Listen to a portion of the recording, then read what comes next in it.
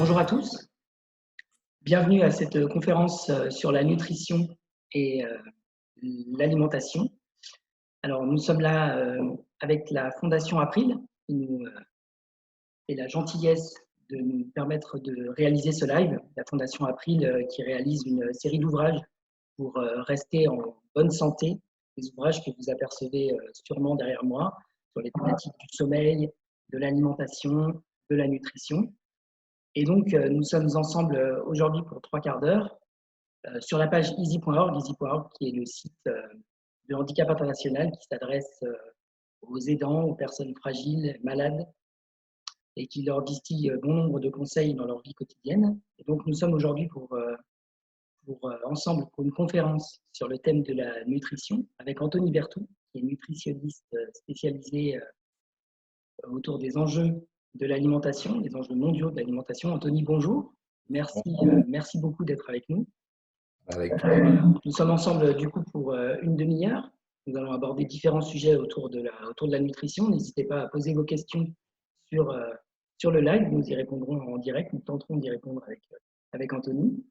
Alors, Anthony, cette thématique de la nutrition, elle intervient, on a souhaité la faire intervenir durant une période un peu compliquée qu'on vit tous en ce moment, celle du confinement et de ce virus qui est le Covid-19. Est-ce que pour commencer, on peut peut-être avoir un propos sur la nutrition et le Covid-19, comment on peut essayer de se prémunir, j'allais dire, grâce à la nutrition, de se prémunir du risque d'attraper cette maladie? Ok, alors merci déjà de me donner la parole autour de ce sujet. Alors, peut-être pour rebondir un peu sur votre question, il ne s'agit pas de prévenir au sens de lutter contre l'infection stricto sensu, mais vraiment de mettre toutes les chances de son côté par rapport au fonctionnement naturel de notre système immunitaire. Et c'est vrai qu'une des spécificités du Covid-19, donc c'est pour les personnes qui présentent des complications, ce qu'on appelle l'orage cytokinique. Et l'orage cytokinique, donc c'est un terme un petit peu technique, qui signifie qu'en fait, donc les cytokines, ce sont les messagers de l'inflammation lorsque vous êtes blessé, lorsque vous êtes face à une infection. Et ces messagers sont totalement indispensables pour nous permettre de guérir ou pour nous permettre de traiter une pathologie quelle qu'elle soit. Donc cette inflammation en soi, elle est extrêmement positive, elle est indispensable. Simplement, pour les personnes qui sont malheureusement victimes de complications, ce système va s'auto-emballer quelque part parce que finalement, l'inflammation devient trop importante, notamment au départ, et on a du mal à la juguler. Et notamment, les personnes qui vont souffrir d'obésité, de diabète, aujourd'hui, sont reconnues comme des personnes à risque. C'est aussi une des raisons pour lesquelles on a émis beaucoup de vigilance vis-à-vis de la prise d'anti-inflammatoires dès le départ, puisqu'on a vu que les personnes qui étaient sujettes à des complications, finalement, étaient en lien avec cet orage de cytokines. Donc, le rôle de l'alimentation, on le voit très souvent sous un angle énergétique, calorique, et il est bien plus profond que ça, et notamment au niveau du fonctionnement de l'immunité, ou de manière générale de l'inflammation, puisque les deux sont extrêmement liés. On a beaucoup de piliers nutritionnels, que ce soit la qualité des graisses que l'on va consommer, que ce soit l'importance du microbiote intestinal. On y reviendra, mais effectivement, je disais que l'actualité récente nous montre qu'il existe des liens très étroits entre ce qu'on appelle l'écosystème intestinal, c'est-à-dire le microbiote, mais aussi notre système immunitaire qui va transiter au niveau de ce fameux intestin, et les risques de complications. Le statut en fruits, en légumes, en épices, en aromates, qui va renforcer ce qu'on appelle les antioxydants. Ces antioxydants nous permettent de bien contrôler l'inflammation, et encore beaucoup d'autres sujets qu'on aura sans doute l'occasion d'aborder. Là, par exemple, le statut en vitamine D est très, très important. Aujourd'hui, la vitamine D est vraiment considérée comme une hormone, tellement elle agit à de multiples niveaux. On la connaît sous l'angle de la lutte contre l'ostéoporose, mais elle a des rôles bien plus systémiques, et notamment au niveau du fonctionnement immunitaire. C'est ce qu'on appelle un immunomodulateur. C'est vraiment une vitamine qui va interagir avec beaucoup de points différents. Le zinc également est très important. Là aussi, on a eu quelques publications récentes qui montrent que vis-à-vis des personnes qui sont à risque de complications, on a également parfois des statuts en zinc qui peuvent être plutôt bas. Et le zinc est un minéral qui justement participe à la maturité immunitaire et à son bon fonctionnement. Donc, beaucoup de choses à dire. Là, ce sont quelques exemples, mais pour montrer que ce n'est pas simplement une question de calories, qu'encore une fois, il ne s'agit absolument pas de traiter le Covid par l'alimentation, mais simplement de se poser la question, à travers mon mode de vie, et en particulier à travers mon alimentation, qu'est-ce que je peux mettre en place pour faire en sorte d'avoir une réponse qui soit la plus favorable possible vis-à-vis d'une infection, et en particulier vis-à-vis du Covid-19. Alors justement, vous évoquiez les graisses tout à l'heure. Comment on peut, qu'est-ce qu'il faut faire? Il faut privilégier certaines graisses plus que d'autres? Il faut manger gras ou c'est pas le sujet? Alors oui, manger comme de manière on va dire au quotidien, en dehors de la phase infectieuse. C'est vrai que les graisses ont une mauvaise image parce qu'on a tendance à caricaturer le fait que les graisses que vous mettez dans votre assiette sont les graisses que vous allez retrouver au niveau corporel. Or, pas du tout. Il y a beaucoup de mécanismes qui peuvent expliquer une prise de poids. Un excès, par exemple, de sécrétion d'insuline qui est lié à une consommation plutôt d'aliments glucidiques peut tout autant favoriser un risque de prise de poids à ce niveau-là. Et on a tendance à mettre ces graisses de côté, et en particulier ce qu'on appelle des acides gras essentiels, et des termes qui sont aujourd'hui assez bien connus du grand public. Quand on parle d'oméga 3 ou d'oméga 6, il faut savoir que ce sont des composants des graisses qu'on appelle des acides gras. Donc les oméga 3 sont une famille, les oméga 6 une autre famille. Et on a besoin d'un équilibre entre ces deux familles pour réguler positivement l'inflammation. Peut-être préciser dans quoi on peut trouver des oméga 3 et des oméga 6. Oui, alors Il faut du coup un équilibre, hein, si je vous suis bien, c'est ça, il faut un équilibre entre les deux. exactement. Cet équilibre est très important parce qu'il module en fait la réponse de l'inflammation. Alors techniquement, ce qu'on appelle les prostaglandines, les oméga 6 sont des précurseurs d'une certaine famille et les oméga 3 les précurseurs d'une autre famille. Concrètement, les oméga 6 aujourd'hui dans notre alimentation, malheureusement, on en a beaucoup trop. Alors on les trouve sous forme végétale plutôt dans les huiles de tournesol, de pépins de raisin, de maïs, mais ce n'est pas eux qui posent véritablement le plus problème. C'est davantage les oméga 6 qui sont sous forme animale, notamment un acide gras qu'on appelle l'acide arachidonique et qu'on va retrouver dans toutes les graisses de viande, notamment quand elles sont issues d'élevage intensif. Donc les graisses de porc, les graisses de bœuf et donc tous les produits dérivés associés qu'on peut consommer.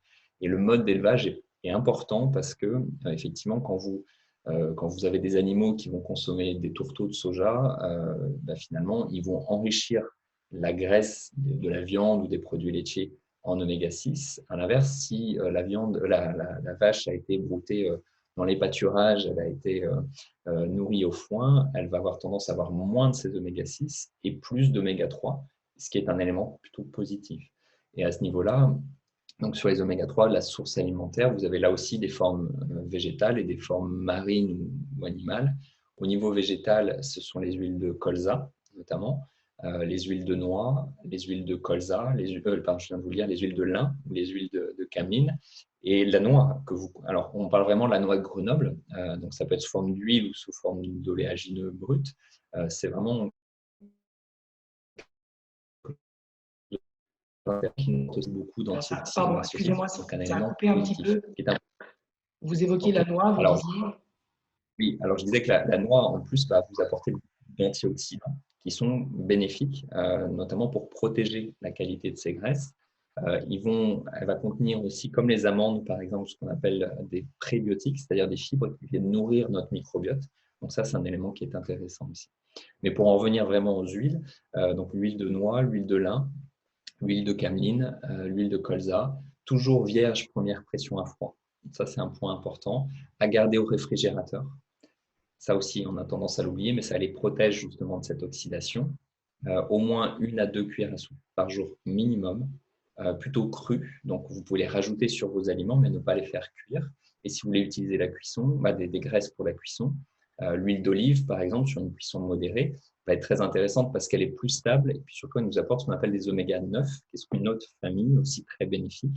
Donc, c'est un très bon équilibre. Par exemple, le mélange colza et olive, l'équivalent de 2-3 cuillères à soupe en tout par jour, c'est vraiment intéressant.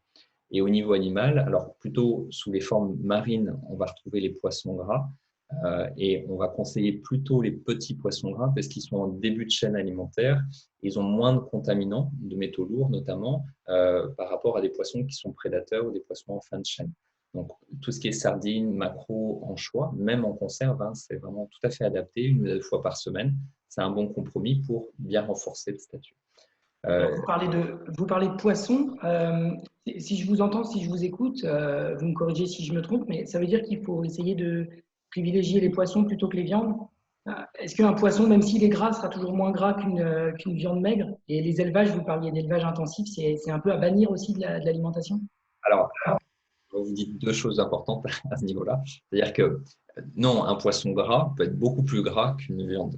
Par contre, c'est la qualité des graisses qui est vraiment importante. Et effectivement, si vous voulez vous orienter vers des produits animaux, notamment tout ce qui est volaille, viande et autres, l'origine est importante. Donc là, je me décale un peu par rapport à la priorité du Covid-19, mais de manière plus long terme, aujourd'hui, on sait que les recommandations internationales vis-à-vis de l'enjeu environnemental et de santé, c'est une fréquence de consommation de viande tous les 9 à 10 jours, par exemple, une portion, à peu près 120 grammes. Vous voyez que ça limite fortement. Effectivement, on va plutôt privilégier, donc on parlait des poissons, plutôt des petits poissons, plutôt de pêche durable, mais ça c'est aussi un autre sujet, mais qui est lié. Les œufs vont être intéressants puisqu'ils vous apportent des protéines de bonne qualité. Et vous avez, donc en France notamment, une filière qui s'appelle la filière bleu-blanc-cœur, qui est très bénéfique dans ce sens, puisqu'elle permet en fait d'enrichir l'alimentation, notamment à travers les graines de lin des animaux, en oméga 3, et donc de diminuer la teneur en oméga 6. Et vous avez des œufs bleu-blanc-cœur, vous avez de la viande bleu-blanc-cœur. Donc ça, effectivement, c'est quelque chose de plutôt très intéressant.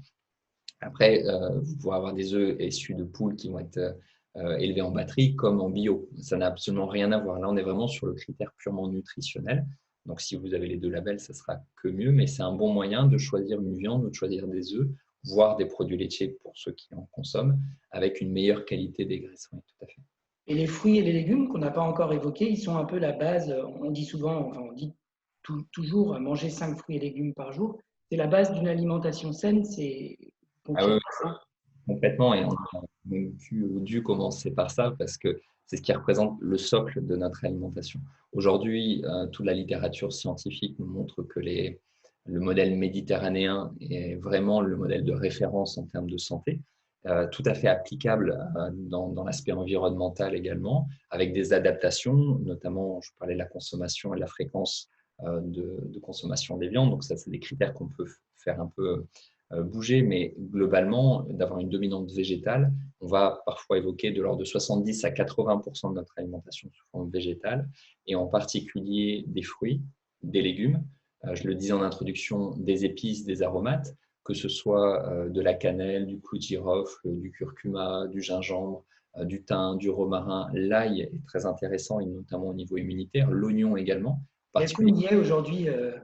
Est-ce qu'on y est? Est-ce que cette alimentation-là que vous décrivez, vous avez l'impression que les populations occidentales, elles l'appliquent? J'ai un peu l'impression qu'on a des efforts à faire à ce niveau-là, non? Alors j'aimerais vous dire, euh, il y a une tendance à l'amélioration, ça c'est certain, il y a une prise de conscience. Malheureusement, objectivement, quand on regarde les chiffres, effectivement, il y a encore de la progression. Vous parlez de 5 à 6 fruits et légumes par jour. Ça, c'est aussi un critère en lien avec ce qu'on appelle le PNNS, le Programme national nutrition santé, qui a débuté en 2000 en France. C'est des réflexes qui sont instaurés dans le discours, mais de manière très concrète, les gens sont parfois un peu perdus. Et quand on regarde la littérature scientifique, aujourd'hui, le conseil, ça serait plutôt l'équivalent de 8 portions de fruits ou légumes. Alors, portions au sens de 100 grammes, c'est-à-dire d'avoir au moins 800 grammes, voire 1 kilo de végétaux, de fruits et de légumes par jour. Il y a des Après, efforts à faire alors. là, je vous donne un schéma optimal. Il y a Bien la vie sûr. de tous les jours de la plupart des gens. Il y a des personnes qui vont avoir du mal à tolérer autant de fibres, notamment par rapport à cette fameuse sphère intestinale. Donc, il ne s'agit pas de dire que vous devez y aller du jour au lendemain, mais c'est l'objectif pour lequel qu'on peut donner. Et je vous parlais du microbiote intestinal. Les fruits et les légumes sont très riches dans ces fameuses fibres prébiotiques qui sont donc les casse-croûtes en fait, de nos bactéries intestinales. On a à peu près 100 000 milliards de bactéries dans l'intestin. Donc, on dit vulgairement 10 fois plus de bactéries dans l'intestin que nous n'avons de cellules dans l'organisme. Effectivement, à quelque ordre de grandeur près, c'est à peu près ça. Et c'est vraiment important de comprendre que ce microbiote, il module notre santé. Aujourd'hui, toutes les données récentes montrent des liens avec l'ensemble des pathologies de civilisation, que ce soit le diabète, que ce soit l'obésité, l'hypertension, les troubles cardiovasculaires, les maladies auto-immunes, les maladies neurodégénératives, on a effectivement des liens très étroits entre la nature et surtout la diversité de ce microbiote et donc les risques de santé. Donc, déjà, le premier conseil qu'on peut donner vis-à-vis du fait de prendre soin de ce microbiote, c'est justement de consommer davantage de fruits, de légumes, de légumineuses, de produits céréaliers complets, en fonction là aussi de la tolérance intestinale. Mais c'est ce qui va beaucoup contribuer à la diversité. Après, il y a d'autres conseils qu'on peut évoquer si vous le souhaitez, mais c'est vraiment le socle. Et ces fruits et légumes apportent aussi beaucoup d'antioxydants. Et comme je le disais en introduction, c'est vraiment la régulation clé au niveau de cette inflammation et du fait que on a le risque que le système s'emballe. Donc, on a des systèmes endogènes, c'est-à-dire que notre organisme lui-même est capable de contrôler ce stress oxydatif qui est dépendant de minéraux, donc de notre alimentation, mais surtout dans les produits végétaux, vous avez énormément de principes actifs qui viennent soutenir cette activité antioxydante. Alors, on parle beaucoup de la vitamine C, du bêta-carotène, Les mais… vitamines. Pardon? Non, non, les vitamines que vous évoquiez en introduction tout à l'heure. Et alors, on sait que notamment vis-à-vis, par exemple, de l'immunité, et notamment des troubles infectieux respiratoires, et là, en l'occurrence, par rapport au Covid-19, on a une famille d'antioxydants qu'on appelle les épicatéchines, qu'on va retrouver dans les fruits, dans les pommes, par exemple, vous en avez, mais vous en avez dans le thé en grande quantité. Je vous parlais de l'ail tout à l'heure et de l'oignon. L'oignon va en contenir en grande quantité, et notamment dans cette famille, un spécifique qu'on appelle la quercétine. Et la quercétine a démontré effectivement vraiment un intérêt vis-à-vis du soutien de l'immunité sur ce type d'infection. Donc, il faudrait manger beaucoup d'oignons pour vous ayez une quantité efficace comme ça dans les études. Donc, il ne s'agit pas de dire que ça va être, encore une fois, un médicament ou autre, pas du tout, mais simplement comprendre que à travers la diversité de nos choix alimentaires, on va apporter toute une série de nutriments qui vont justement nous permettre de répondre positivement à cette inflammation. Alors, Anthony Berthoud, on est ensemble encore pour un gros quart d'heure. On est là, je le rappelle, avec le soutien de la Fondation April, qui réalise une série d'ouvrages que vous apercevez sûrement derrière moi autour de la santé pour rester en bonne santé, donc des ouvrages autour du sommeil, de la nutrition, de l'activité physique. Et on est avec Anthony Berthoud aujourd'hui pour évoquer donc la nutrition. Anthony, on a pas mal de questions qui sont arrivées depuis le début de notre live. Quelqu'un qui me dit qu'il n'est pas toujours facile de s'astreindre à manger équilibré à tous les moments de la semaine. Est-ce que c'est grave si un soir ou un midi on fait un écart? Alors peut-être qu'on peut essayer d'y répondre de manière assez brève parce qu'on en a eu pas mal de questions. Donc si on veut essayer de toutes les traiter, est-ce que Alors, les écarts c'est grave? alors déjà, le mot grave, moi je l'enlèverai tout de suite. Non, ouais, alors j'en rigole, mais volontairement, parce que justement, c'est vraiment important de prendre un peu de hauteur sur notre alimentation. Il faut bien distinguer la personne qui va avoir une pathologie et pour qui, effectivement, on aura peut-être une demande plus exigeante et à éviter certaines protéines, certains aliments, de la personne qui va bien et qui a juste envie d'une hygiène alimentaire voilà, qui soit optimale. Et on sait très bien que l'aspect social, que le plaisir fait partie intégrante aussi de cet équilibre. Donc, le fait d'avoir un écart, comme on peut l'évoquer, moi je parle souvent de joker plus que d'écart, voilà, ça va nous donner bonne conscience, ça garde notre convivialité. Dès lors que vous l'instaurez dans un tout, où là, effectivement, vous avez appliqué des modèles d'alimentation santé, ça fait que renforcer le système. Donc, non, il n'y a aucun souci par rapport à ça. Encore une fois, je mets bien de côté les personnes qui peuvent avoir des troubles immunitaires ou des pathologies spécifiques dans ce sens. Très bien. Quelqu'un également qui nous dit qu'il est suivi par une nutritionniste, mais que visiblement elle a des complications pour faire du sport et qu'elle aimerait quand même bien maigrir. Est-ce que peut-être que la question qui se cache derrière ça, c'est est-ce que quand on a une bonne alimentation, on peut euh, espérer perdre du poids quand même en s'alimentant correctement, ou est-ce qu'il faut tout de suite s'orienter vers des formes de régime?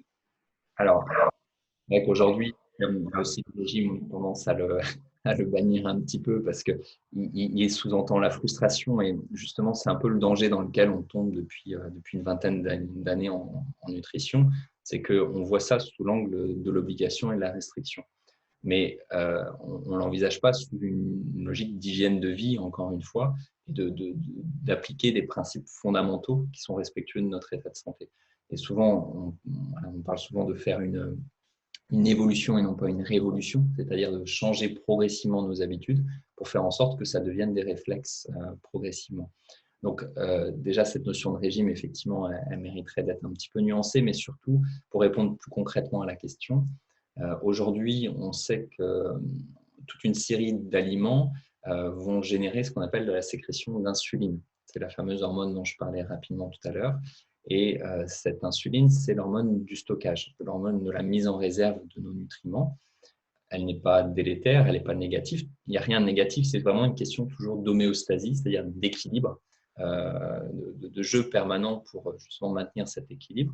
Donc l'insuline a son rôle, simplement, dans notre alimentation dite occidentale, aujourd'hui, on a énormément d'aliments qui nous font sécréter beaucoup d'insuline et très régulièrement, parce qu'on va avoir tendance à grignoter tout au long de la journée.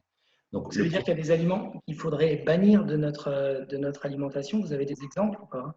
Alors, bannir, non. Maintenant, de les réduire, oui. Et notamment, donc, par rapport à cette insuline, on sait que tous les produits qui vont être raffinés, quand vous prenez des pâtes blanches, du pain blanc, du riz blanc, par exemple, ce sont, en fait, quand vous enlevez les fibres, déjà, on a parlé de leur importance vis-à-vis du microbiote, mais également sur la glycémie, c'est-à-dire votre taux de sucre dans le sang. Quand vous avez un produit qui est complet, vous avez un pic de glycémie qui est moins élevé, donc vous avez moins de sécrétion d'insuline. Ça, c'est un élément qui est important. Quand vous allez prendre un fruit, vous allez croquer. Dans ce fruit, vous avez des nutriments, vous avez des fibres qui permettent aussi de réguler la vitesse d'assimilation du sucre, ce que vous n'aurez pas avec un jus de fruit, par exemple. Encore moins avec un coca ou un soda, etc.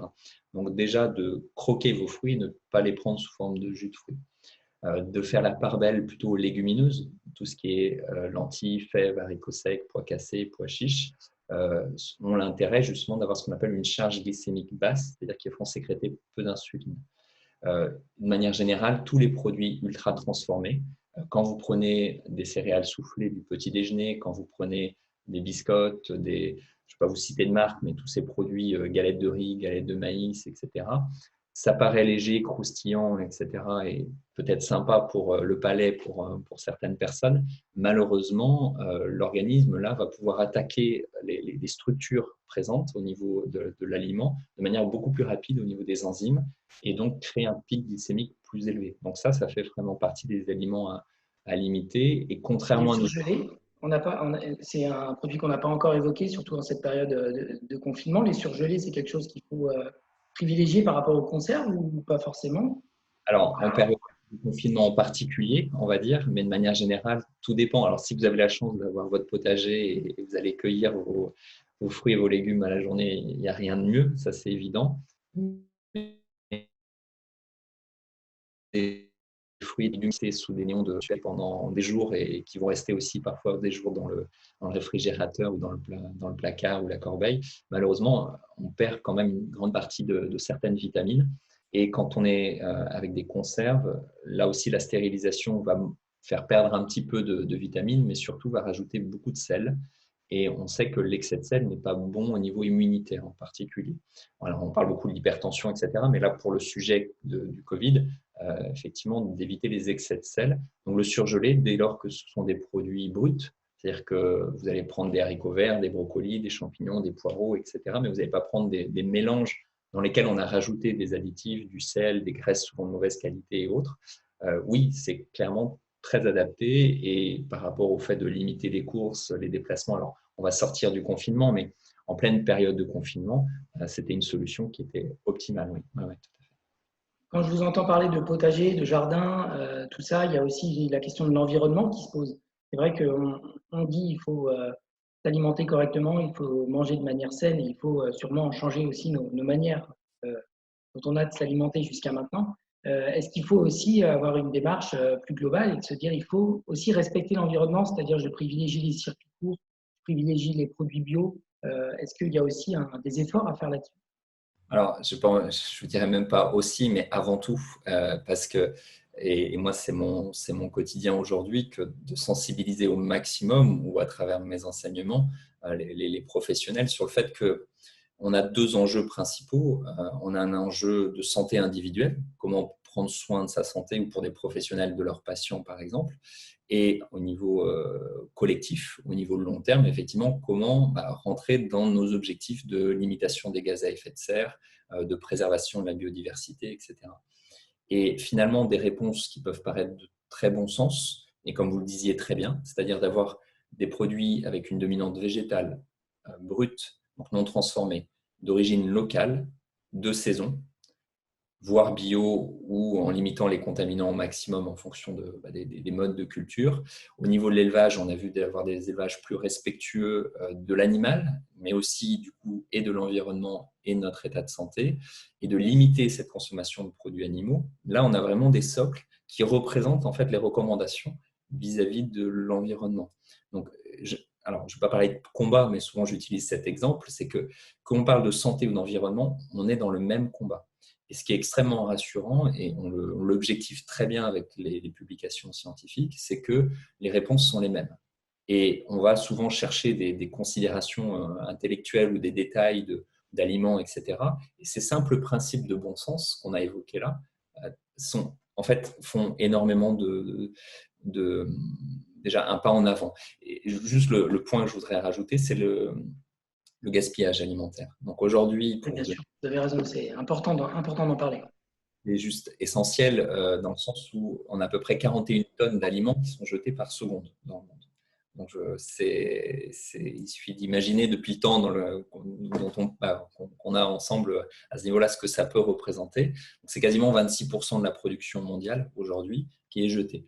On sait qu'à l'échelle de l'humanité, on ne parle pas de nos comportements individuels, mais si on divise par 2 le niveau de gaspillage alimentaire, on peut diminuer les émissions de gaz à effet de serre de l'ordre de 10 à 12%, ce qui est juste considérable. Si on y associe un réflexe simple, encore une fois, je parle de moyenne statistique, de multiplier par 2 la consommation de fruits et légumes, de diviser par 2 la consommation de produits animaux et notamment de viande, au total, on peut diminuer de l'ordre de quasiment 50% l'émission des gaz à effet de serre sur la part alimentaire, qui représente à peu près le tiers des gaz à effet de serre au total. Donc, c'est un levier considérable et ces leviers, ce sont aussi ceux qui nous permettent de prendre soin de nous. Bien sûr.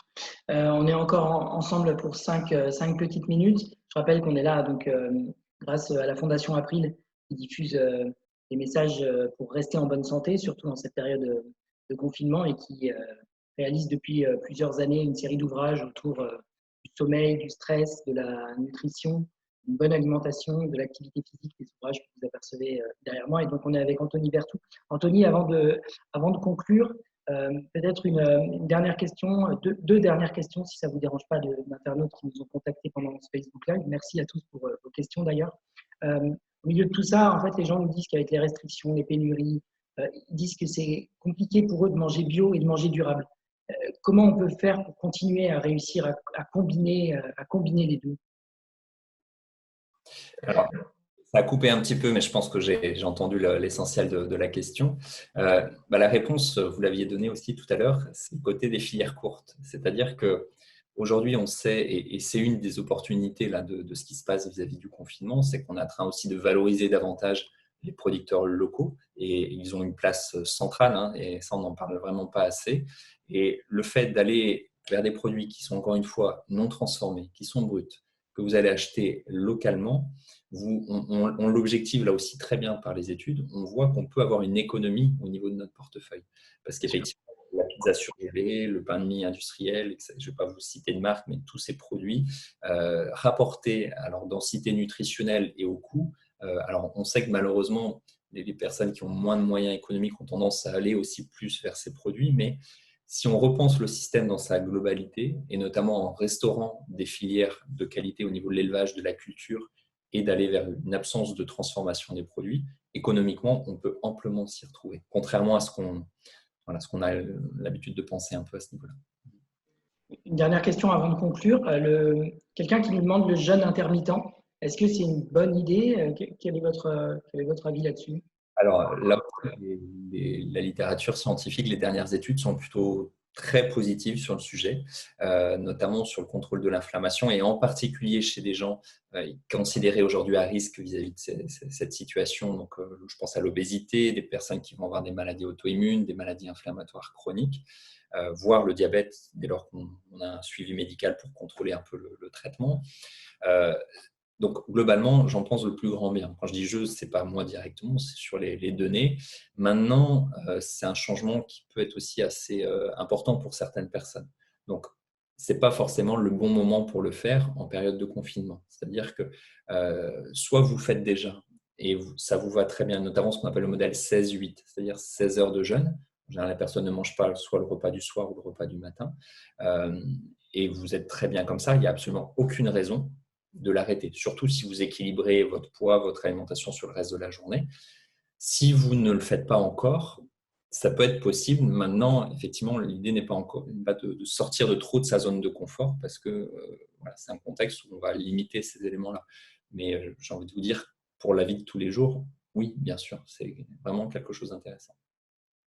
Très bien. Alors, Anthony, on va conclure cet échange très intéressant et je vous remercie encore vivement d'avoir accepté l'invitation de la Fondation April pour nous expliquer comment mieux nous alimenter de manière plus saine. Si vous deviez résumer 3 points clés pour une bonne nutrition qui permettrait une bonne santé, quels seraient-ils? Alors, je dis 3, ça peut être 5, mais s'il y avait des choses très importantes à retenir. Alors déjà, c'est une prise de conscience. C'est-à-dire que vraiment, et je crois que c'est ce qui se passe, je vais parler d'opportunité, même si le contexte, malheureusement, est très difficile, voire dramatique pour certaines situations, mais c'est de prendre conscience que cette notion d'inflammation positive, elle est vraiment déterminée par notre mode de vie, l'alimentation, mais aussi l'activité physique, la gestion du sommeil, la gestion des émotions. On n'en a pas parlé, mais ce sont des points très importants sur l'immunité. Et effectivement, ça, c'est un élément à avoir à l'esprit. La notion du microbiote, donc de prendre des produits à dominante végétale, et on l'a vu au niveau des choix avec des filières courtes, des produits non transformés, respecter la saisonnalité, être vigilant sur la notion du gaspillage, d'instaurer les graisses de qualité. On a vu ces huiles de colza, les petits poissons gras, limiter les viandes d'origine animale au niveau des élevages intensifs. Là, vous avez quand même déjà beaucoup de points qui sont intéressants. Et puis, j'en parlais en introduction, ces histoires de vitamine D et de zinc, effectivement, faire attention si vous y êtes sujet à déficit. Et malheureusement, au niveau de la vitamine D, par exemple, le Covid arrive à un moment particulier, c'est-à-dire la sortie d'hiver, et on sait que beaucoup de gens sont en déficit, donc ça fait partie des points à évoquer. J'ai écrit d'ailleurs un article sur le sujet si les personnes veulent aller un peu plus loin. Très bien. Bon, écoutez, Anthony Berthou, je vous remercie sincèrement d'avoir partagé du temps avec nous. Je rappelle que vous êtes nutritionniste et spécialiste des enjeux mondiaux de l'alimentation. Donc, à vous écouter, je pense que les gens ont appris des choses et on comprend par des gestes simples qu'on peut changer notre alimentation en appliquant donc des gestes faciles et des habitudes à prendre. Et c'est un peu le message que distille la Fondation April, d'apprendre à mieux gérer son alimentation, à mieux gérer son sommeil, à mieux gérer son stress. Donc voilà, la Fondation April est au cœur de ça. N'hésitez pas à aller sur leur site internet, fondation-april.org. Et n'oubliez pas surtout de rester chez vous en bonne santé, de courage, parce que c'est bientôt fini, entre guillemets. Anthony, je vous remercie sincèrement. Et, je vous dis à bientôt. À bientôt à tous. Et n'hésitez pas à consulter régulièrement la page Facebook sur laquelle vous avez vu ce live, puisque d'autres conférences sont prévues. Anthony, merci beaucoup. Merci. À bientôt. Au revoir. Au revoir. Allez.